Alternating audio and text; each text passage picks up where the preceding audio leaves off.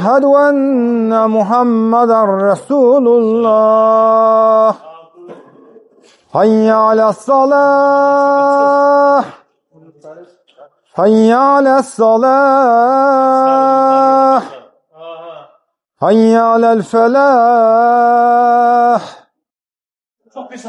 حي على الفلاح الله أكبر الله أكبر لا إله إلا الله. Bismillahirrahmanirrahim. Və salatu və salamu alə nəbiyyina Muhammedin və alə alihi və sahbihi və səlləm təsliman kəsiran ilə yevmiddin əmmə bəd. Bugünkü qonağımız inşallah Ağali müəllimdən, Vüqar müəllimdir. Xoş gəlmişsiniz bizim rayona. Allah razı olsun, xoş günlərinizə gələk. Təşəkkür edirəm sizə. İnşallah bugünkü mövzumuz nə üçün insanlar rəhimli olan, rəzzaq olan, Allahdan uzaq düşürlər. Buna səbəb nədir axı? Necə ki Allah Quran-ı Kərimdə buyurur ki, ey insan, səni kərim olan Rəbbinə qarşı çıxardan nədir? Zəhmət olmasa bu haqda danışarıq. Buyurun Ağali müəllim. Elhamdülillahi Rabbil alemin və salatu və selamu alə əşrəfil ənbiya vəl mürsəlin. Əşhədu ən la ilahə illallah vəhdəhu lə şərikə ləh və əşhədu ənə Muhammədən abduhu və rasuluh. Mən də sizi salamlayıram və izləyicilər salamlayıram. Aleykumüssalam və rəhmətullahi bərəkətü deyirəm həmçinin. Və Allah Teala həmçinin Allahlar olsun bizləri bir araya gətirib. Və Uca Allahdan istəyəm ki, məclisimizi xeyirli, bərəkətli, elm zikir məclislərindən yazsın. Və dinləyənlər üçün də xeyirli eləsin və onları dinləyib faydalananlardan və ən doğrusuna tabi olanlardan etsin. Və həqiqətən də çox təəccüblüdür ki, Allah Teala insanı yaradıb və onu ən gözəl biçimdə yaradıb və onu bütün nemətlərlə nemətləndirib və sonunda isə insan azğınlıq eləyir. Və bu xüsusda Peyğəmbərimiz sallallahu aleyhi və səlləmdən soruşanda ki, ey Allahın Rasulü, günahların ən böyüyü hansıdır? Buyurur ki, Rəbbin səni yaratdığı harla ona ortaq qoşasan. Demədi ki, Rəbbini ortaq qoşasan. Dedi ki, Rəbbin səni yaratdığı halda. Yəni, birinci Allahın minnətin xatırladır. وَمَا بِكُمْ مِنْ نِعْمَةٍ فَمِنَ Allah. Sizə olan bütün nimətlər Allahdandır. Evlad olsun, mal olsun, hidayət olsun, namuslu, şərəfli yaşamaq olsun. Hər bir nimət Allah Teala tərəfindən verilmişdir insana. Ona görə deyir ki, ən böyük günah odur ki, Rəbbin səni yaratdığı halda ona ortaq qoşasan.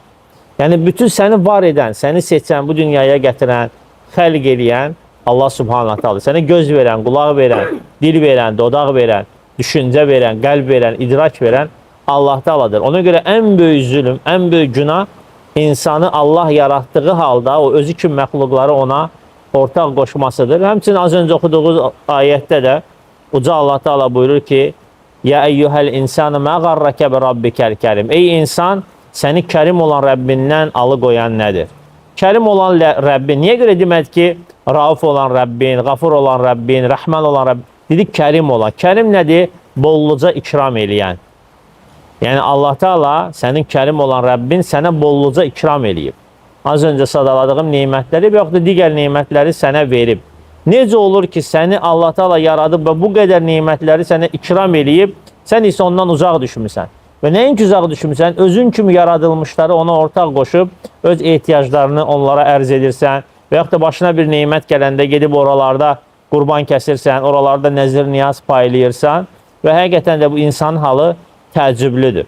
Və insan əgər insaf göstərib, Allahın kitabına dönsə, Peyğəmbər sallallahu aleyhi ve sellem şərafətli sünnəsinə dönsə, görər ki, onun ibadətlərin, onun şükranlığını haqq eləyən yalnız və yalnız Allah Subhanahu Teala'dır. Ağali müəllim, bu insanlara müraciət edib dedikdə ki, yəni siz həqiqətən də Allaha doğru iman etmirsiniz. Və onlar deyirlər ki, biz Allahı sevirik, Allaha iman edirik, amma baxırıq ki, ibadətlərində və yaxud hansısa bir ibadət əhkamı yerinə yetirərkən şirk edirlər. Məsələn, bu bizim dinimizdə şirkdir. Quran-ı Kərimdə Allah onun şirk olduğunu bildirib və Peyğəmbərimiz sallallahu aleyhi və səlləm bunun şirk olduğunu bildirib və bununla yanaşı o şirkləri tərk edirlər, amma Allaha imanı təsdiq edirlər və deyirlər ki, biz Allahı sevirik, Allaha iman edirik. Və belə insanlara nə cür cavab vermək olar? Allaha olan sevgi sadəcə dillə, etirafla bitmir. O zaman ki, sahabələr dedilər ki, biz Allahı sevirik, Allah Teala onları imtihan etdi.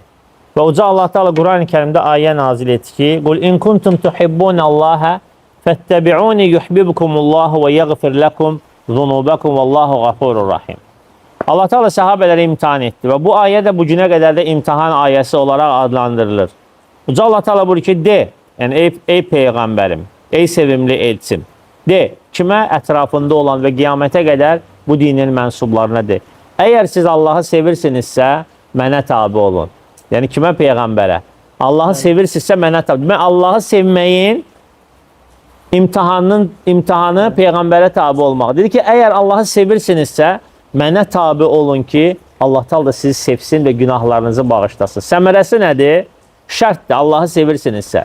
Şərtin cavabı nədir? Peyğəmbərə tabi olmaq. Səmərəsi nədir? Allah da sizi sevər və Allah Teala da günahlarınızı bağışlar. Həqiqətən də o qullarına qarşı bağışlayandır və rəhimlidir. Və biz hər hansı bir sözü söyləyiriksə, onun sübutunu da əməllərimizdə göstərməliyik. Ona görə iman nədir? İman alimlər deyirlər ki, imanın tərifi odur ki, insan dillə desin, qəlbində təsdiq eləsin və əzaları ilə də onu göstərsin. İnsan qəlbində təvəkkül etməyi ilə yanaşı, əzalarında da onun təslimiyyəti ilə nə etməlidir? Göstərməlidir. Və bəli, sadəcə deməklə, yəni ki, kifayət deyil, ay qəlbim təmizdir, nədir? Ən qəlbi təmiz Peyğəmbərimiz sallallahu aleyhi ve sellem'dir. Fiziki olaraq da onun qəlbi təmizdir. Çünki Allah Teala o uşaq ikən Cəbrail aleyhissalamı göndərir, qızıl teşlə, içində gətirdiyi zəmzəm suyu ilə onun köksünü yarır, çıxardır. Belə deyək, ürək əməliyyatı eləyir orada. O hər bir qəlbdə olan o qara ləkəni Cəbrail aleyhissalam çıxardır, o zəmzəmdə yuyur, qoyur yerinə. Ondan qəlbi təmiz kim ola bilər ki? Ancaq namaz qılmaqdan topuqları partlayırdı. Ayşə nəmizdir ki, Allahın Rasulü. Allah Teala sənin keçmiş günahlarını bağışlayıb, gələcək günahlarını bağışlayıb. Bu qədər niyə özü əziyyət versə? Deyir ki, Ayşə şükür edən bir qul olmayın mı? Yəni, madem ki, Allah Teala məni belə yaradır, mən əməllərimlə onu şükür edeyim də. Allah Teala hər adamın hidayəti, qəlb təmizliyi vermiş. Yəni, həqiqətən səni veribsə, əgər dediyin doğrudursa ki, sənin qəlbin təmizliyi, qonşunun toyuğuna daş atmamsan filan bəsmə, bəs onu əməllərində göstər. Əgər həqiqətən insanın qəlbi təmiz olsa, o ibadətlə onu göstərməlidir. Yəni, belə çıxır ki, tək Allahı sevirəm deməklə, yəni heç bir şey düzəlmir. Əsla. Yəni, Allahın səni sevməyini də, yəni belə deyək də, Allahdan tələb etməlisən və Allahın əmrlərini yerinə yetirməlisən. Bəli. Və Vüqar müəllim, bugünkü gündə məsələn biz yenə də bu cəmiyyətə deyirik ki, Allaha inanın. Onlar bizə irad olaraq deyirlər ki, siz imamlara inanmırsınız. Sizdə imamlara iman yoxdur. Və bunlar başa düşmürlər ki, yəni Allaha imam başqa bir şeydir, yəni imamlara iman başqa bir şeydir. Zəhmət olmasa bu vaxtda yəni fikrinizi bildirərdiniz. Bismillah, elhamdülillah, və salatu və selamu ala Rasulillah və ala alihi və sahbihi ecma'in, amma ba'd. İlk öncə üzr xahiş edirəm, biraz naxoşam, biraz başlasınız kompot olsun. Allah razı olsun, buna çağırdınız, dəvət eləmişsiniz. Hər birini salamlayıram. Ümumiyyətlə bu insanlara İslamın əsaslarını birinci növbədə başa salmaq lazım. Yəni İslam dinində elhamdülillah biz bilirik ki, bəli, görkəmli şəxsiyyətlər var, salih insanlar var. Lakin bəzi insanlar elə bir Allaha ibadətlə başqalarına ibadəti səhv salırlar. Yəni bizdən tələb onu Allaha ibadət eləməkdir. Düzdürmü? Və İslamın da rükunları, imanı şərtləri var. Onlara əməl etmək, onlara öyrənmək. O ki qaldı salihlərlə bağlı, bu tamam başqa bir mövzudur. Yəni bizə tələb olunan Allaha və Rəsuluna itaat etmək, Allaha ibadət edib, Allah və Rəsuluna itaat etmək, tabi olmaq və təbii ki, salihlərə də baxıb onları örnək götürmək. Bir tək Peyğəmbər sallallahu aleyhi və səlləmdir ki, onun sözü hüccətdir, sözündə naqislik yox, eyb yoxdur, hüccətdir.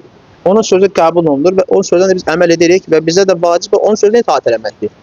Ondan qeyri olan salih insanlara gəlincə, biz Peyğəmbərlərdən danışırıq, o sən qeyd etdin salih insanlara. Biz onlara baxırıq, onların həyatına ibrət alırıq, onların gözəl kəlamlarından, kəlmələrindən baxıb ibrət alırıq. Haqqa müvafiq olanını götürürük, yəni hansı bir salih insan olursa olsun. Nədəcə xəta edəndə o xətasını qəbul etməsəydi, lakin başımızın tacıdır. Yəni bəzi insanlar elə bilirlər ki, bizim müəyyən salihlərlə, məsələn, imamlar deyirlər, məsələn. Allah hamısından razı olsun, Peyğəmbər sağ olsun, əhl-i beytdən olsun. Biz onlarla düşmənçiliyimiz yoxdur. Lakin bizdən təbii onu Allaha iman gətirməkdir. İmanın şərtlərində də, əsaslarında da, yəni imamlara iman gətirmək məsələsi yoxdur. Sən Quran-ı Kərimə və Peyğəmbər sallallahu əleyhi və səlləm sünnəsini nəzərdən görərsən ki, imanın əsasları 6-dır, qardaş. Allaha iman gətirmək, mələklərinə, kitablarına, rəsullarına, Ahirət günü iman gətirmək, qədərin xeyrinə, şərrinə iman gətirmək. Orada imamlarla bağlı bir şey yoxdur. Nə Quranda, nə sünnədə bunu tapa bilməzsən, səhih hədislərdə. Tapa bilməzsən. Bəli, biz onları sevirik, lakin itaət Allaha olmalıdır, ibadət Allaha olmalıdır. Çünki bu məxluqatı yaradan Allah deyilmi? Əgər Allah-u Teala yaradıbsa məxluqatı, özü də kitabında buyurur ki, وَمَا خَلَقْتُ الْجِنَّ وَالْاِنْسَ إِلَّا لِيَعْبُدُونِ Mən cinləri və insanları yalnız mənə ibadət etsinlər deyə yarattım. Bunu deyən Allah, deməli bizdən tələb edir ki, biz ona ibadət edək. Və həmçinin buyurur ki, وَاطِعُ اللّٰهَ وَاطِعُ الرَّسُولِ Allah'a və Rəsul'a itaat edin. Rəsullara gəlincə bizdən tələb olunan Peyğəmbər sallallahu əleyhi və səlləm itaat eləmək, ibadət yox. Hətta peyğəmbərləri belə ibadət eləmək olmaz. Bizdən tələb onu itaat etməkdir. Bu insanlara ilk olaraq bax bunu öyrətmək, bunu aşılamaq lazımdır. Çünki Allahla yanaşı heç kəs ibadət eləmək olmaz. Allah vallahi bunu qəbul eləmir.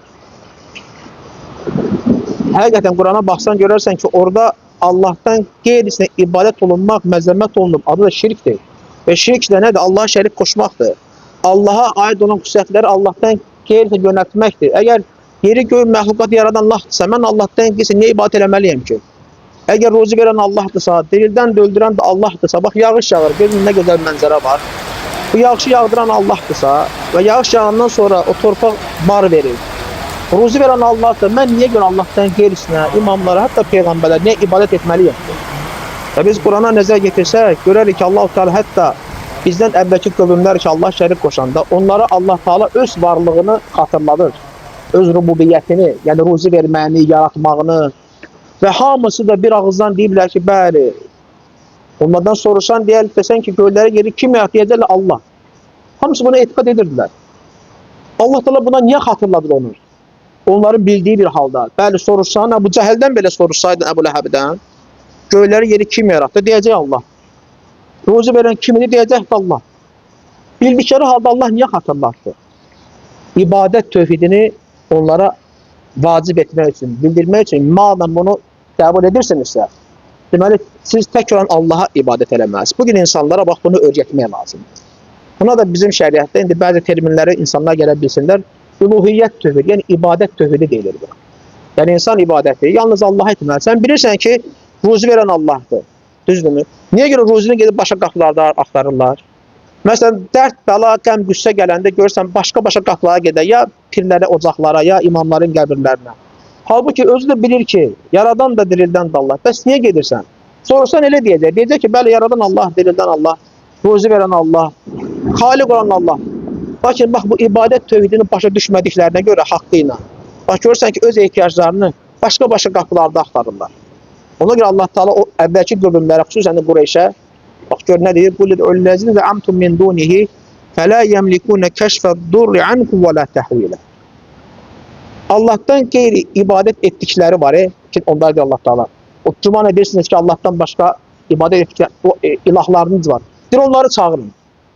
Madem güman edirsiniz ki, hesab edirsiniz ki, Allahdan başqa ilahlar var, onları çağırın. Onlardan heç biri nə zərəri dəf etməyə qadirdir, nə də başqasına yönətməli. Bugün birinin başına bir müsibət bəla gələndə və ya bir mənfəət əldə etmək üçün görürsən ki, bəzən gedirlər ocaqlara, pirlərə qurban kəsirlər, qəbir sahibinə müraciət edirlər, çağırırlar, dua edirlər və ya bəziləri hətta falçıların, sehirbazların yanlarına gedirlər.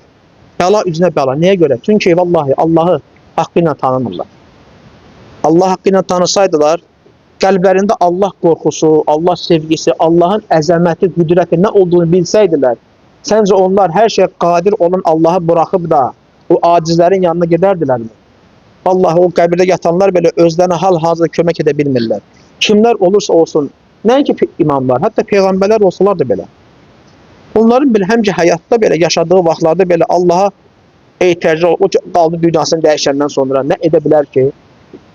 Bax, ona gedirəm ki, bizim bugün müsəlmanların halı niyə bərbad? Onlar öz dinlərindən o qədər cahildirlər ki, həqiqətlə batili ayırt edə bilmirlər. Məsələn, Peyğəmbərimiz sallallahu aleyhi və səlləm həmişə bax, döyüşlərə çıxanda görərsən, 2 dənə zireh geyinərdi. Əlinə qılınc alardı, qalxan alardı. Niyə? Döyüşdə bu olmasa, insan dünyası ölər, değil mi? Yəni, həlak olar. Düşmən qarşısına silahsız çıxmağın aqibəti nədir? Bəllidir də qardaş. Buna baxmayaraq Peyğəmbər sallallahu əleyhi və səlləm Allah tərəfindən göndərilmiş bir rəsul idi və risaləti axıra kimi çatdırılmalı idi. Çünki bu din sonuncu dindir və kamil dindir və çatdırılmalı idi. Buna baxmayaraq Allah Rəsulü sallallahu əleyhi və səlləm qılıncı əlinə alardı, neyzə də götürərdi, qalxandı, zehri paltar geyinərdi, Allaha təvəkkül edərdi. Və deyərdi ki, dəvəni bağla, sonra Allaha təvəkkül elə. Yəni kimsə dəvəsini boş-boşuna buraxmasın ki, Allaha təvəkkül edim, ot deyib elə heç olan deyil. İtməz. Yox, itəcəksən, dəvəni bağla, sonra Allaha təvəkkül elə. Və bugün insanlar görsən, pənah apardılar yerlərdən başqa-başqa şeylərdir. Allaha qoyub başqa-başqa şeylərə təvəkkül edirlər, etimad edirlər. Sonra deyirlər ki, siz imamlar sevmirsiniz. Biz elə onları sevdiyimizdən deyirik ki, onlara Allah şərif qoşmayın. Və sizə olan rəhmətimizdən deyirik ki, vallahi qiyamət günü sizi inkar edəcəklər. Sizin etdiklərinizi vallahi qəbul etməyəcəklər.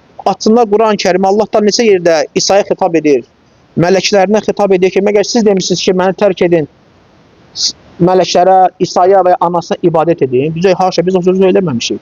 Sən də bilirsən biz o sözü söyləməmişik. Elə bizim onlar rəhmətindən ki, deyirik ki, siz o imamları Allah-u şərif qoşmaqla heç bir şey əldə edəməyəcəksiniz. Özgür müəllim, biz Əhl-i-Beyti sevirik və onları sevməklə Allaha yaxınlaşırıq və onları sevmək, yəni şəriətdəndir, dindəndir. Onlar bizim öndərlərdir. Onlara baxıb, onların həyatına baxıb biz ibrət götürürük. Yəni onlar bizim belə deyək də, rəhbərlərimizdir, öndərlərimizdir, Peyğəmbər sallallahu aleyhi və səlləmin yaxınlarıdır. Onları sevmək imandandır və biz onları sevirik. Amma Allaha aid olan hansı ki xüsusiyyətlər var, ibadətlər var, biz onları imamlara sərf etmirik. Yalnız Allaha sərf edirik. Hətta Allah Teala Peyğəmbərinə belə xitab edir ki, deyir ki, وَلَقَدْ أُوحِيَ إِلَيْكَ وَإِلَى الَّذِينَ مِنْ قَبْلِكَ لَإِنْ أَشْرَكْتَ لَيَحْبَطَنَّ عَمَلُكَ وَلَتَكُونَنَّ مِنَ الْخَاسِرِينَ. Sənə və səndən öncəki rəsulları belə vəhy etmişdik. Əgər Allah şərif qoşsan, əməllərin puç olar və qiyamət günü ziyan çəkənlərdən olmazsa. Bunu Allah Teala kimə xitaben deyir? Ən sevimli bəndəsinə, Muhammed sallallahu aleyhi ve sellem. Bu söz ona deyilirsə, yəni şərif qoşsan əməllərin puç olarsa, o ki qaldı sən, mən, biz günahkar insanlar. Deməli, bugün insanlar bilməlidirlər, bax, din nədir, iman nədir, Allaha ibadət necə olur, Allaha iman gətirmək necə olur, bunu öyrənməlidirlər. Öyrənməyən də, gəlb istər-istəməz Allahdan kelisine pənah var. Yəni, Allah qorxusu yox deyənə görsən, asilik edir. Amma Allah qorxusu olsa asilik etməz. Ahirətə iman zəifdir. Ahirətə iman zəif deyənə görsən, günahlar edir, cinayət törədir. Çünki deyir ki, mən yəni kimin qabağında haqq hesab verəcəm ki, o məhkəmədən qorxmur, o böyük məhkəmə. İnsan bəzən çəkinmədiyi bir şey olanda istər-istəməz günahlara meyil edir. Düzdür? Ona görə bunlar Allahı tanımadığı ki, Allahın qəblərində Allahı əzəmətləndirmədiklərinə görə qardaşım, bunu görsən ki, Allahdan gecə yönəlir, Allahdan gecə pənah aparır, dua edir, yalvar, elə bilir ki, bütün dərdinin çarəsi o Allahdan gerisində olanlardır. Halbuki onları yaradan da Allahdır. Bəla müsibəti nazil edən də Allahdır, aradan qaldıran da Allah. Allah razı olsun. Bunu başa düşsələr, mən sizə əmin edirəm ki, bugün insanlar tövhidlə, tək bir Allah'a ibadət etməklə xoşbəxt olarlar. Lakin Allah razı olsun. bunu hələ başa düşə bilməyirlər. Ağa müəllim, yəni bizim cəmiyyətə baxdıqda həqiqətən görürük ki, yəni bu insanlar deyirlər ki, biz Allaha inanırıq, Peyğəmbərə inanırıq, yəni Quran-ı Kərimə inanırıq. Yəni, zahirən görürsən ki, bunlarda İslama qarşı yəni düşmənçilik yoxdur, həqiqətən də. Əgər İslama qarşı düşmənçiliklər olsa, Peyğəmbər sallallahu aleyhi və səlləmi yalançı adlandırarlar, Quran-ı Kərimi belə deyək, əfsanə bir kitab adlandırarlar. Amma görürsən ki, həqiqətdə deyirlər biz Allaha inanırıq, Peyğəmbərə və Qurana inanırıq və bununla yanaşı şirk edirlər. Bununla yanaşı hansısa ocağa inanırlar, pirlərə inanırlar, Allah Azza və Cəllə xas olan ibadətləri Allahın ehtiyaclı qullarına yönəldirlər. Və bunların bu şirkə düşməyinin səbəbi nədir? Axı bunlar niyə bu şirkə düşüblər? Elmsizlik, cəhalət. Cəhalət. Çünki bildiyiniz kimi bunun belə dini tərəfi olduğu kimi bunun siyasi tərəfi də var. Siyasi tərəfi də ki, o vaxtlar 70 il Sovetin apardığı bir siyasət idi ki, Azərbaycanda olan alimləri, dinşünasları, ibadət edən, səmimi qəlbdən ibadət edən insanlar ya öldürdülər, ya həbs elədilər, ya da ki, sürgün elədilər. Və beləcə elm əhlin hansı ki, belə deyək, Sovetlər tərəfindən işğal olunmuş torpaqlardan, müstəmləkə altına alınmış torpaqlardan yox elədilər. Ondan sonra nə elədilər? Gətirdilər xurafatçı dindarları, onlara din əhli kimi təqdim elədilər. Və onlar özləri də azdır, necə hədisdə gəlib, başqalarını da azdırdılar. Cahillik. Bu səbəbi cahillikdir. Çünki əgər bir adam ki Allahı sevir, Allah sevgisi iddiasındadır, din olaraq İslam iddiasındadır, Peyğəmbər olaraq Muhammed sallallahu aleyhi ve sellem'i Peyğəmbərliyin ispat eləməyindədir adam. Amma görsən ki əməlləri daban-dabana İslam'a da ziddir, sünnəyə də ziddir, həmçinin də Quran-ı Kərimə, Allah Taala'nın kitabına da ziddir. Cahillik. Allah Taala Quran-ı Kərimdə bu kimi insanları zəlalət. Zəlalət ərəb dilində azmağa da deyilir, haqq yoldan azmağa da deyilir, yolu çaşan adama da deyilir. Ona görə Uca Allah Taala bu əməl sahiblərinin Quran-ı Kərimdə azğın adlandır. Buyurur ki: "Və men adallu mimmen yed'u min dunillahi men la yestecibu lehu ila yevmil qiyam." Uca Allah Taala buyurur ki, o kəsdən daha azmış. Azanlar çoxdur. Adam var yolun azır, adam var evin azır, adam var nə bilim. Ən azğın insan hidayət yolundan azandır. Hidayət yolundan azanların da içində ən azğını, burada ismi tafdillə keçir də, ədallu, ən azğın insan. Kimdir? Allahdan qeyri, onu eşitməyənlərə dua edən insan. O kəsdən daha azğın kim ola bilər ki, qiyamətə qədər onu eşitməyən birisinə dua eləyir? Mütləqən gəlir. Mütləqən. Kim olursa olsun. İmamlar olsun, peyğəmbərlər olsun. Bir yaxları Buqar müəllimə sual verici. Yəni, insanlar imaməti qəbul eləməyi, yəni ki, sanki bir dinin əsası kimi qələmə verirlər. Bu özü də cəhalətin bir bariz bir belə dedi, əsəridir ki, bu günləri İslam cəmiyyətində biz bunu görür, şahid edirik. Qardaş, qəbul eləmək başqa, ibadət eləmək başqadır. Mən əgər bir kəsin varlığın və onun fəzilətini qəbul eləyirəmsə, mənim sorumluluğum bura qədərdir. Əgər mən onu artıq ibadət dərəcəsinə qaldırıramsa, bu artıq müşrikliyin ta kəndisidir. Yəni, artıq insan qəbul edilməsi vacib olan, sevilməsi vacib olan bir şəxsi, hansı ki, onların da ən üstü Muhammed sallallahu aleyhi ve sellemdir ki, onun barədə Allah Teala Quran-ı Kərimdə buyurur ki, Qul innəmə ənə bəşərun mislukum yuhə iley. De ki, mən də sizin kimi bir bəşərəm, sadəcə mənə vəhiy gəlir. Və ennəmə ilahukum ilahu vahid. Sizin vahid olan ilahınız isə Allah Subhanahu Taala'dır. Hətta bundan o tərəfə nə misal çəkmək olar ki, Allah Teala öz sevimli Peyğəmbərin Adəmdən Xatimə qədər ən üstün tutduğu insanı deyir ki, de, insanlar deyir, mən də sizin kimi bir bəşərəm. Yəni, mən də yaradılmışam, mən də yiyirəm, içirəm, təbii ehtiyaclarım var, doğulmuşam, mən də dünyaya evlad gətirirəm. Sizin kimi bir bəşərəm. Bir dənə fərq mənə vəhiy gəlməsidir. O da mənə haqq vermir ki, siz mənə ibadət edəsiniz. Ona görə ayənin davamında buyurur ki, sizin vahid olan ilahınız, məbudunuz Allah Subhanahu Taala'dır. O men kana yercu liqa'a rabbih fely'amal amalan salihan ve la yushrik bi ibadati rabbih ahada. Əgər sizlərdən kim Allahla görüşəcəyinə güman eləyirsə, qoy salih əməllər etsin, Allah'a ibadət etsin və o etdiyi ibadətlərdə Allah'a heç kəsi şərik qoşmasın. Budur bizdən tələb olunan. Və azğınlığın özüdür ki, insan neynəsin? Onu eşitməyən birilərinə dua eləsin. Ağam müəllim, həm də bu səbəb ola bilər ki, yəni bu özün dinə nisbət eləyən, yəni elm əhli insanlara Allahı yaxşı tanıtmayır. Məsələn, Allaha təvəkkül etmək, Allahdan məsələn ehtiyaclarını istəmək, Allaha yönəlmək, Allaha sığınmaq, Allahdan doğru yol istəmək. Ümumiyyətlə, bu cəmiyyətdə yəni Allah haqqında çox az danışılır. Çünki bir uşaq vaxtında görmüşük, məscidlərə getmişik, yəni qəlbimizdə Allaha iman olub, göyə yerə baxmışıq ki, bunu yaradan var, yəni onu Allah olduğunu bilmişik və məscidlərə getdiyimiz zaman ancaq bizlərə ədavət öyrədilib. İslam tarixində bəzi şəxslərin bir-birinə vuruşması öyrədilib. Tarixdə baş verən neqativ hadisələr təbliğ olunur. Allah haqqında danışılmır. Din pərdəsi altında, bəli. Sadəcə biz belə deyək də, Allahın belə deyək, sadəcə bizə Allah belə təqdim olunub ki, Allah belə deyək, sanki bir şəxsiyyətdir, belə deyək, bir ayın arxasında dayanır. Yəni bizə uşaq vaxtı belə öyrədilir. Məsələn, evdə məsələn uşaqlara da deyirlər ki, Allah baba, Allahı məxluqa bənzədirlər və yaxud qəlbi o kişi ilə düz tut. Yəni Allah Azza və Cəlləni bizə çox cılız təqdim edirlər. Bu da ola bilsin ki, səbəb olsun ki, insanlar belə deyək, Allahı bir kənara qoyub şəxsiyyətlərə üst tutsunlar. Yəni bu da həqiqətən müsibətdir. Yəni Allah Azza və Cəllə heç nəyə ehtiyacı yoxdur. Bütün məxluqatın ona ehtiyacı var. Heç nəyə ehtiyacı olmayıb, hər şey əlində olan Allahı tərk edib məxluqatlara yönəlmək həqiqətən də Allah Azza və Cəlləni qəzəbləndirən ən bariz bir şeydir. Çünki Allah Azza və Cəllə Quran-ı Kərimdə buyurur ki, mən hər bir şeyi bağışlayaram. yalnız şirkdən başqa. Şirkdən başqa bəli. Allah şirki bağışlamayacaq. Əgər tövbə etmədən şirk üzərində bu dünyadan köçsən, Allah azza və cəllə şirki bağışlamayacaq. Buyurun Vüqar müəllim. Arada müdaxilə etmək. Buyurun Vüqar müəllim, buyurun. Ona görə bax, Qudsi hədisi Allah-u Teala nə deyir? Deyir ki, Adəm övladı məni söyür. Deyir ki, İsa Məsih Allahın oğludur. Halbuki biz bilirik ki, Allah-u Teala nə bir xanım, zövcə götürmədi ki, uşağı olur, düzdürmü? Lakin Allah-u Teala bunu nə adlandırdı? Özünə olan təhqiri şirk adlandırdı. Düzdür? Bir məni söyür, bu təhqirdir. Yəni, bugün nəsranilərin elədiyi küfür ən böyük küfürlərdən biridir. Allaha övlad nisbət edirlər. Düzdürmü? Bu böyük bir küfürdür. Ona görə Allah Teala İxlas surəsini nazil edir. Qul huvallahu əhəd, Allahus samad.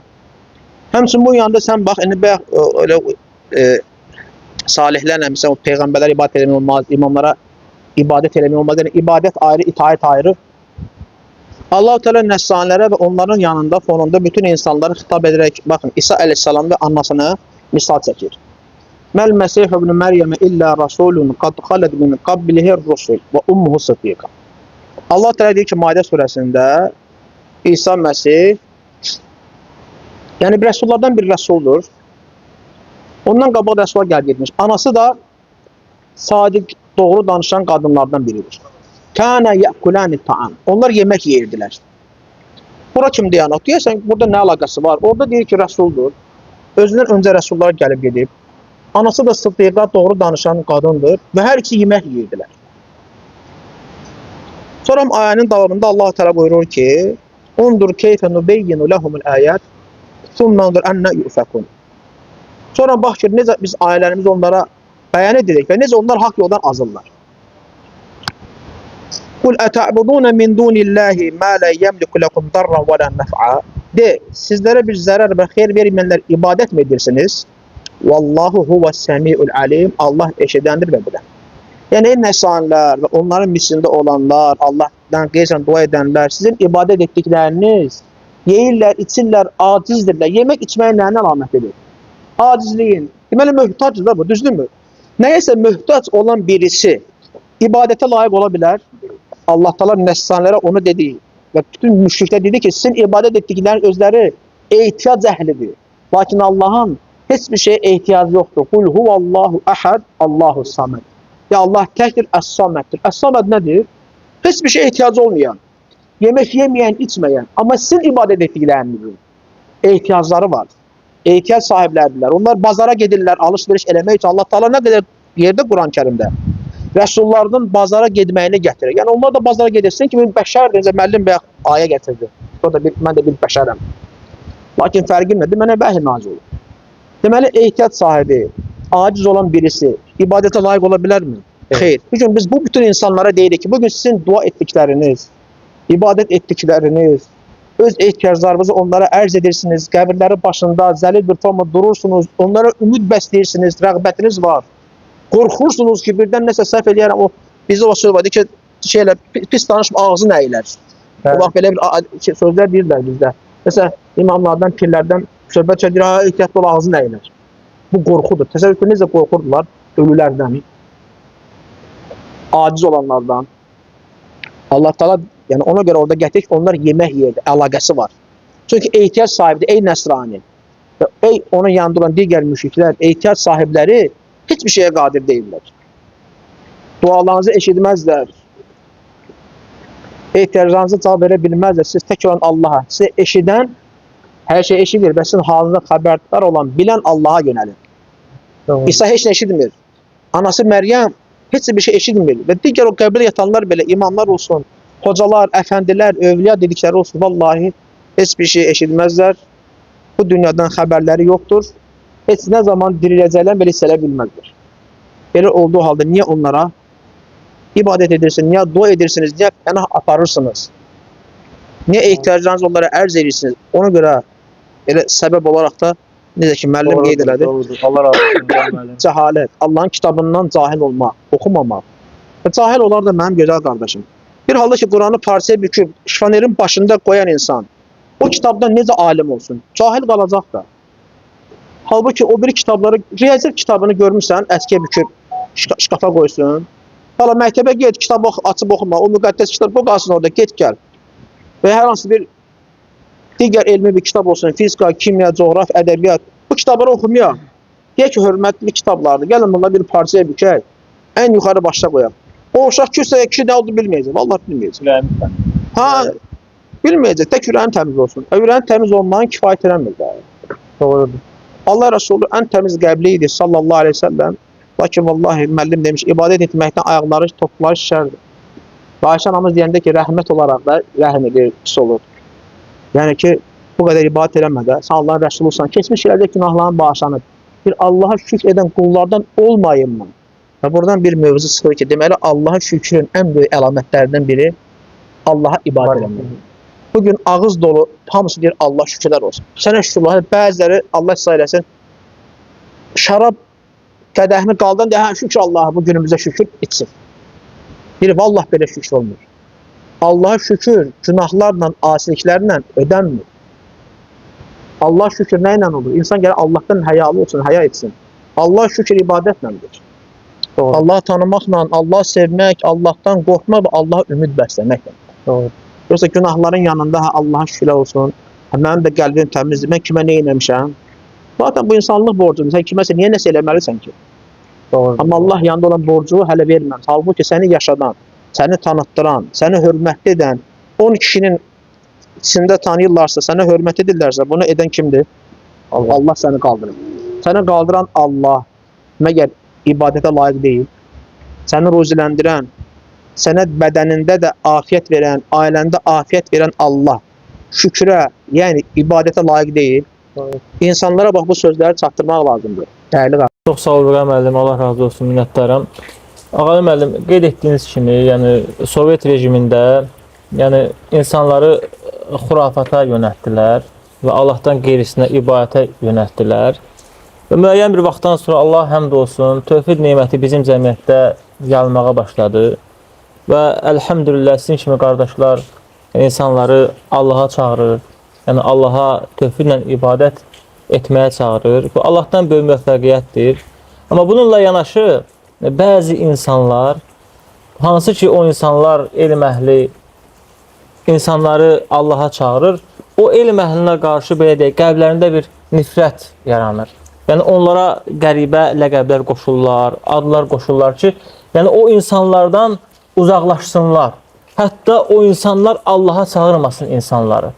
Hansı ki bizim insanları Allaha çağırmaqda məqsədimiz Allahın əmridir və Peyğəmbər sallallahu aleyhi və səlləmin əmridir. Və biz bilirik ki, Peyğəmbərimiz sallallahu aleyhi və səlləm bu ümmət üçün ağlayıb. Yəni, həqiqətən ümmətim deyib ağlayıb. Yəni, bilirdi ki, zaman gələcək, ümməti Allahdan uzaqlaşacaq və başına müsibət gələcək. Və biz nə üçün, Ağalı müəllim, insanları Allaha dəvət edirik və buna, belə deyək, biz niyə görə özümüzə problem yaradaq ki? Yəni, niyə görə biz insanlarla düşmən olaq ki? Biz sadəcə insanları Allaha çağırırıq. Və bu Allaha çağıranda bizim qarşımıza bəzi maneələr çıxır. Və buna səbəb nədir, zəhmət olmasa? Səbəb odur ki, Allah Subhanahu taala Quran-ı Kərimdə kiçik bir surə nazil eləyib. Quran-ı Kərimdə bilirsiniz, ən kiçik surə 3 ayətdən ibarətdir. Kövsər surəsidir, Asr surəsidir. Və həmin o surələr kiçik olmasına baxmayaraq böyük məna daşıyır. Həmin o surələrdən biri Asr surəsidir ki, İmam Şafii rahimehullah deyir ki, əgər təkcə bu surə ensi idi, bütün məxluqata bəs eləyərdi mənasına görə. Çünki mənası bütöv dini ehtiva eləyir. Uca Allah Teala buyurur ki, "Vəl asr", and olsun axşam çağına. "İnnel insane lefi xusr", həqiqətən də insan xüsran içindədir. İstisnasız. And olsun axşam çağına. Allah Teala yaradıb yaratdığına and içir. O yaratdığının əzəmətini göstərmək üçün. İlla ki, biz and içdikdə yalnız Allaha and içməliyik. İnsan xüsran içindədir, istisnasız. Sonra Allah Teala 4 sinif insanı, 4 xislət sahibi olan insanı, ki bu 4 xislətin 4'ü də insanda eyni vaxtda bir araya gəlməlidir ki, insan o xüsrandan çıxsın. İllellezine amenu və amilus salihat və təvasav bil haqq və təvasav bis sabr. O kəslərdən başqa ki, onlar iman gətirdilər, salih işlər gördülər, haqqı və səbri tövsiyə etdilər. Ona görə İmam Şafii deyir ki, bu surə ensidir, bütün insanlara bəs eləyərdir. Çünki insan mükəlləfdir, müxatabdır iman gətirməklə. Və o gətirdiyi imanla, iman bilidir. Yəni ki, insanın bir şeyi bilməsi, onu təsdiq eləməsi. Ondan sonra gəlir ki, bilməkləri ilə yanaşı salih əməllər etmək. Bu artıq imanın gərəkdirdiyi bir vacib əməldir. Və salih əməl etdikdən sonra artıq sənin üzərinə düşən növbəti və üçüncü vəzifə, o ikisindən də daha ağır vəzifə o yola çağırmaqdır. Və deyir ki, haqqı tövsiyə etmək. Və sonra gəlir ki, səbri tövsiyə edənlər. Və niyə görə? Çünki bu üç sifəti yaşamaq və bunu təbliğ eləmək səbri gərəktirir. Niyə görə? Çünki bunu eləyən elə bir peyğəmbər, elə bir övliya, elə bir dəvətçi, elə bir siddiq insan olmamışdır ki, o mübarizələrlə qarşılaşmasın. Bu sünnətullahdır. Bu böyük bir şərəfli vəzifədir. Çünki bu peyğəmbərlərin vəzifəsidir. Və sonra da o yolu gedən insanların vəzifəsidir. Və bu yolu gedən insanlar mütləqdir ki, peyğəmbərlərin başına gələn imtahanlarla onlar da imtihan olsun. Və haqqı deyən elə bir insan yoxdur ki, o çətinliklərlə qarşılaşmasın. Baxın, var salihlər, bir də var muslihlər. Salih özü-özünü islah eləyənə deyilir. Muslih isə ətrafındakiləri islah eləyənə deyilir. Salih insanı hər kəs sevir. Deyirlər ki, filan kəsin uşağı namaz qılandır. Maşallah görsən başı aşağı gedir, gəlir. Heç kimin işi yoxdur.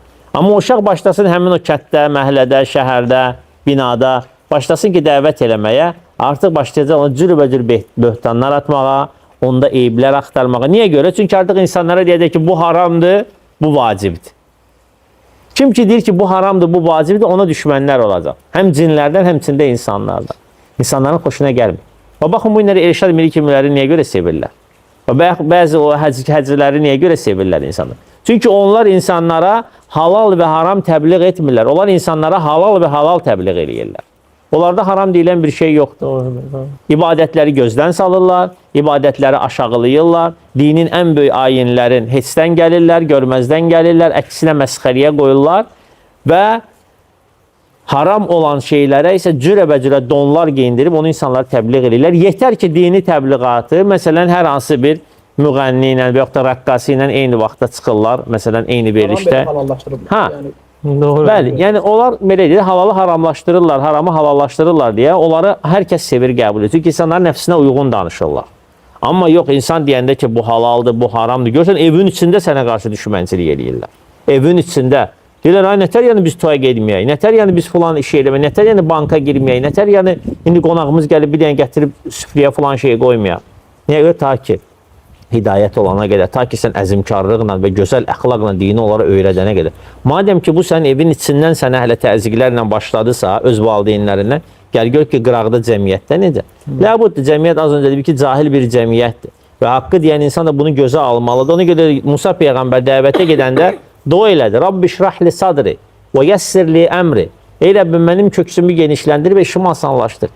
Köksümü genişləndir nədir? Yəni o köksümü genişləndirlə ki, o təzyiqlərə dözə bilim mən. Hər şeyi ürəyimə ata bilim. Ora geniş bir ürək olsun ki, yerləşdirim ora atılan böhtanları, iftiraları, təzyiqləri, lağlağaları, məsxərələri ki, mən bu yoldan dönməyim. Baxın, dəvətçi insana atılan böhtanlar kimə atılır? Peyğəmbər sallallahu aleyhi və səlləmə atılan böhtanlar, verilən əziyyətlər kimə verilir ki? Heç kimə. Amma bu yolda neynədir? Axıra qədər getdi. Allah Teala da onun şənini ucaltdı. Çox sağ olun. Allah razı olsun. Amin. Allah sağ olun. Vüqar müəllim, yəni bu insanlar deyirlər ki, sizə nə düşüb insanları Allaha çağırırsınız? Yəni sizə lazımdır, yəni insanları Allaha dəvət edəsiniz. Deyəsiniz ki, namaz qılın, oruç tutun, Allaha şirk qoşmayın. Yəni sizə nə düşüb? Nə səbəbdir? Nə vadar edirlər ki, siz Allaha dəvət edəsiniz? Sizə pul verirlər məyər? Məsələn, pul qarşılığında insanları Allaha çağırırsınız. Yəni belə bir fikir yaranır bu insanlarda. Bunlara zəhmət olmasa bir aydınlıq gətirərdim. Peyğəmbərimiz sallallahu aleyhi və səlləm buyurur ki, biz sizlər ümmətlər içərisində Allaha ən sevimli olan, ən xeyirli olan, ən fəxrli olan ümmətsiniz. Bax, bir də o insanlar deyirəm ki, əgər siz bu ümmətdənsinizsə, baxın, Allah qatında bu ümmətin şəninə ən xeyirli, ən şərəfli, ən sevimli, ən fəxr olunan ümmət. Nəyə görə? Cavab sən verdiyin sualda. Allah da buyurur ki, kuntum xeyrə ümmətin uxricət linnas. Siz insanlar arasından çıxarılmış ən xeyirli ümmətsiniz. Tə'muruna bil ma'rufi və tənhauna anil munkari və tu'minuna billah. Siz yaxşılığı əmr edirsiniz.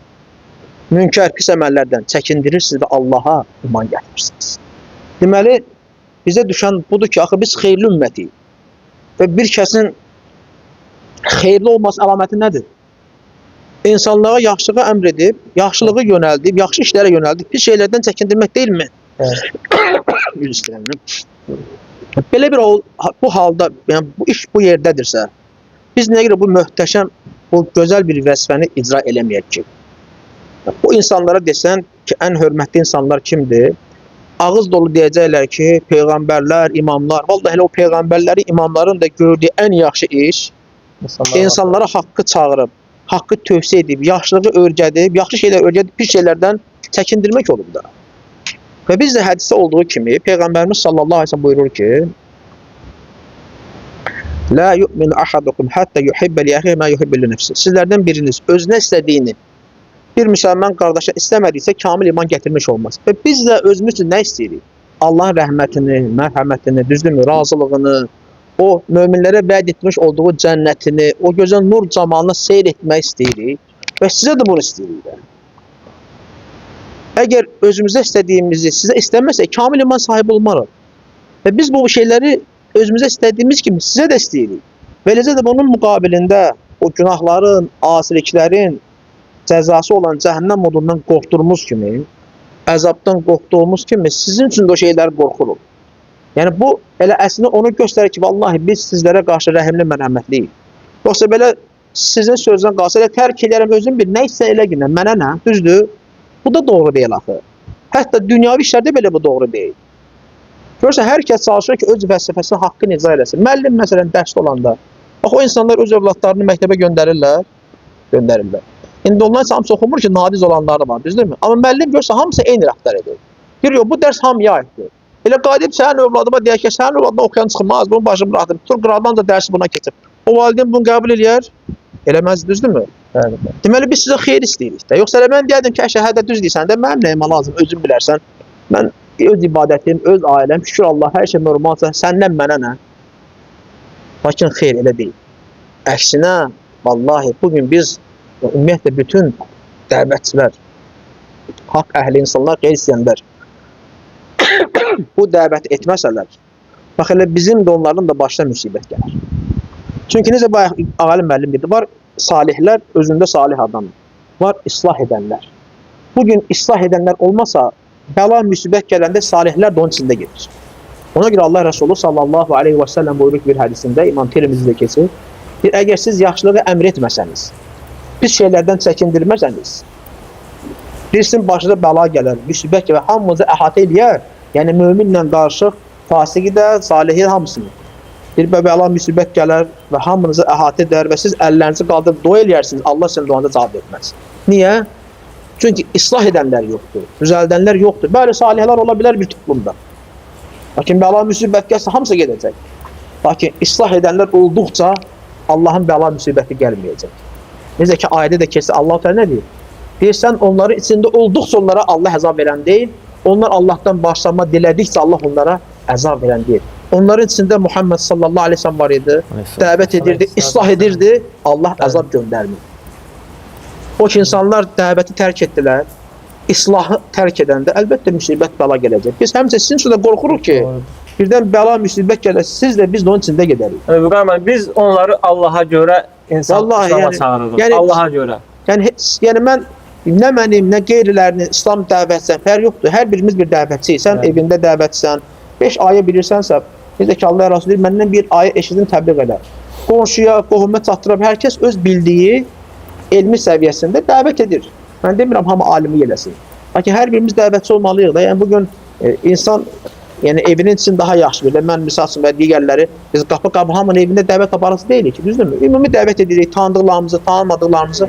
Lakin hər birimiz dəvətçi, hər kəs evində, eşində, çöldə, qonum, işdə, yoldaşında, məktəbdə, orada, burada, çevrəsində insanları dəvət etməlidir. Hər birimiz dəvətçi. Bu dəvət sayəsində vallahi bizə qazanç da gəlmir, biz pul da almırıq və s. və ilə. Biz umduğumuz Allahın mükafatı. Peyğəmbərlər də bunu öz qövmlərinə deyirdilər. Yəni biz sizi dəvət etməklə sizin heç bir şey ummuruq. Biz yalnız Allahın rızası umuruq. Bizim istəyimiz yalnız budur. Allahın razını qazanmaq. Və bugün bəli, mənim başqa bir mənfəətim də var. Bu onu da deyim. Əgər mənim əlimlə kimsə hidayət olunsa, onun etdiyi hər salih əməldə məndən savab var yoxsa yoxdur? Var. Bax, bəli, mən bunu da umuram. Məsələn, kimə sən namaz qılmağa getmirsən? Düzdür, qardaşım. Bu adam namaz qıldıqsa, sənə savab var yoxsa yoxdur? Oturmuşam evində, bax elə əlimi qoymuşam başıma, belə fikirləşirəm. Özüm üçün arzular, xəyallar, məsələn, oturmuşam nəsə elimdə. Hal-hazırda mən o savabı qazanmıram. Düzdür, belə fikirləşmə, nə savabı qazanıram? Oturmuşam da özüm üçün. Amma kimsə mən namaz qılmağı öyrətmişəm, oturub evində 2 rükət namaz qılır. Hə, Fərid qardaş. İndi mənə savab gəlir, yoxsa yox? Bəli, bax, mənim mənfəətim budur. Bəli, mən bugün kiməsə nəsə öyrədirəmsə, mənim qazancım budur. İnsan, yəni qəbrə gedəndə əməlləri kəslər, düzdürmü? Hər şey. Onunla yanaşı qəbrə kim gedər? Varı, dövləti, ailəsi, bir də əməlləri. İkisi qayıdır, əməllər qalır. Mənim umacağım budur. Mənim başqa mənfəətim nə ola bilər? Və insan da öləndən sonra bütün əməllər yanar, əməl dəftər yanar. Lakin hansı əməllərdən başqa? Faydalı elm qoyub gedən hələ qazanır. Sədaqə cəriyə. Nəsə bir yaxşı bir iş görüb, quyu qazdırıb, məscid tikib, nə bilim bir bağ-bağça salıb, insanlar meyvəsindən yer, ağacında kölgələrini, quşları belə yeyəndə sədaq qazanırsan. Budur, ölünün qazancı, bir də salih övlad qoyarsan. Ata anası üçün böyüdür. Bizim mənfəətimiz ancaq budur. Bu da hamısı uxravidir. Görərsən, dünyalıq bir şey yox. Hamısı ahirətlə bağlı mənfəətlər. Bəli, bizim umacağımız budur. Bəli, bizim sizdən əldə etdiyimiz mənfəət yalnız bundan ibarət. Çox sağ olun, müəllim. Bunu bilə-bilə biz sizin niyə dəvət etməyən, niyə xeyriyə getmək, siz də bu ibadətin şirinliyini dadasınız, bəzəklə alasınız. Allah razı olsun. Ağa müəllim, sonda yəni zəhmət olmasa, yəni bu haqda bir fikir bildirərdiniz. Yəni biz bilirik ki, Peyğəmbər sallallahu aleyhi və səlləm ümmətin sevir. Bəli. Ümmətin cəhənnəm odundan xilas etmək istəyir. Bəli. Hətta döyüşlərin birində əlin qaldırır, Allah, mənim qövmüm bilmir. Yəni onları bağışla və yaxud onları doğru yola yönəlt. Yəni deyir ki, bunlar ölsə yeryüzündə sənə ibadət edən birisi qalmayacaq. Bəli. Yəni Peyğəmbər sallallahu aleyhi və səlləmin ümmətə qarşı bir şəfqəti var idi, bir rəhməti var idi, onlara mərhəmət edirdi. Hətta kafirlərə belə mərhəmət edirdi ki, onları cəhənnəm azabından xilas etsin. Və bəzən tövhüdə müxalif olan şəxslər bizi sanki xalqa bir düşmən kimi göstərirlər. Bunlar sizin düşməninizdir, yəni bunlar sizi azdırmağa gəlib, bunlar zəlalət əhlidir. Zəhmət olmasa bu haqda bir fikir bildirərdiniz və yekunlaşdırardıq. O düşmənçilik əslində bizim umurumuzda deyil. Niyə görə? Çünki biz elmlə danışırıq, bizim davamız elmləndir və cavabı da kimdən gəlirsə qoy elmlə gəlsin. Boş-boşuna avam danışan insanlar bizi maraqlandırmır. Və izə xatəbəhum cahiluna qalu salamə. Onları cahillər bir söz deyəndə onlar sadəcə salam deyib keçərlər. Baş qoşmur. O qoy desinlər, kommentlərdə cürbəcür sözlər yazırlar. İndi hər öz evində, ailəsində aldığı tərbiyəni ortaya qoyur hər yerdə. Elmi kimin cavabı varsa gəlsin, cavab versin. Başqa cür bizi maraqlandırmır. Amma o ki qaldı ki, bizim, bəli, biz necə dediniz, bizim qayəmiz insanlara şəfqətdir. Yoxsa mən də gedib başqa işlərimlə, ticarətimlə, işimlə, gücümlə məşğul olaram, maraqlandırmaz. Peyğəmbərimiz sallallahu aleyhi ve sellem deyir ki, sahabələrinə, mənimlə sizin misalınız, biz tonqal qalayan kişinin misalı kimidir ki, bir kişi tonqal yandırır və sonra həşəratlar gəlir o tonqalın işığına və orada da məhv olub yanıb gedirlər. Və deyir ki, mən də deyir, sizin uçuruma, zəlalətə getməyinizi görürəm və sizin yaxalarınızdan arxadan tutub çəkirəm və siz mənim əlimdən çıxıb qaçmaq istəyirsiniz. Və Peyğəmbər sallallahu əleyhi və səlləm ümmətinə belə şəfqətlidir, qoymur ki, onlar oda getsinlər, oda düşsünlər. Və gözəl belə bir təmsil edir.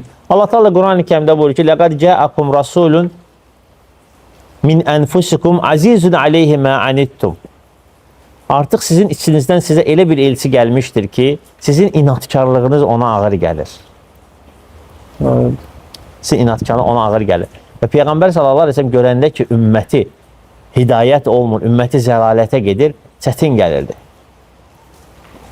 Və ona görə Kəf Allah Teala buyurur ki, deyir, onların iman gətirmədiyinə görə sən özündə daralma. Bəxi gəlir ki, sən özü qəlbi sıxırsan. Peyğəmbər sallallahu əleyhi və səlləm sıxılırdı. İnsanların zəlalətdə olmağı, insanların inatkarlıqda olmağı Peyğəmbər sallallahu əleyhi və səlləm ağır gəlirdi. Və bu da təbii ki, biz peyğəmbər ola bilmərik. Sadəcə biz onun yolundayıq. Və onun olan o şəfqətdən bizim də Allah Teala qəlbimizə qoyub. Biz də istəmirik ki, bizim həmyerlilərimiz, bizim soydaşlarımız, bizim dostlar, qohumlar, qonşular zəlalət üzərində yaşayıb və zəlalət üzərində ölsünlər. Yenə deyirəm, onun mənə bir isti soyuqluğu yoxdur. Sadəcə biz orada bu qədər mən demişkən savab umuruq və Allah Teala'nın bizim boynumuza qoyan bir məsuliyyət ki, az da olsa bir şeylər öyrənmişik, onun zəkatı gəlib buradakı insanları öyrətməkdir. Necə zəngin insan malının zəkatını verir, elmli insan da öyrətdiyi o elmin azından çoxundan istəyir ki, ətrafındakı insanlara da öyrətsin. Bizim də çalışdığımız odur. Yeganə tayfadır ki, Allaha çağıran tayfadır ki, özünə çağırmır. Hər kəs öz partiyasına, öz mənfəətinə, öz nə bilim ideologiyasına çağırır. Biz ancaq Allaha çağırırıq. Biz demirik ki, gəl mənə ibadət elə. Desəm, gəl mənə ibadət elə, gəl mənə səs ver, o başqa şey. Mən deyirəm ki, ged Allaha ibadət elə. Madem ki, deyir, ged Allaha ibadət elə, mən səndən zaten heç şey istəmirəm ki. Mən deyirəm, ged Allaha ibadət. Deyir ki, mənim oğlumu niyə çəkimiz sonra? Biz sənin oğluna deməmişik ki, gəl mənə ibadət. Oğluna demişik, get səni yaradan Rəbbinə ibadət elə. Və get valideynlərinə yaxşılıq elə, qohumlarına yaxşılıq elə, oğurluq eləmə, sələm yemə, zinakarlıq eləmə, həsəd eləmə, saxtakar olma. Sənin oğluna biz nə öyrətmişik? Nə öyrətmişiksə sənin xeyrinədir. Allah razı olsun. Allah razı olsun. Çox sağ olun, minnətdarım. Təşəkkür edirəm sizə. Bu qədər mən sizə təşəkkür edirəm. Allah razı olsun. Bu qədər. Subhanakallahumma bihamdik. Əşhədü en la ilahe illa ent. Estağfiruke və etûbü ileyk. Allah razı olsun. Cəzakallah.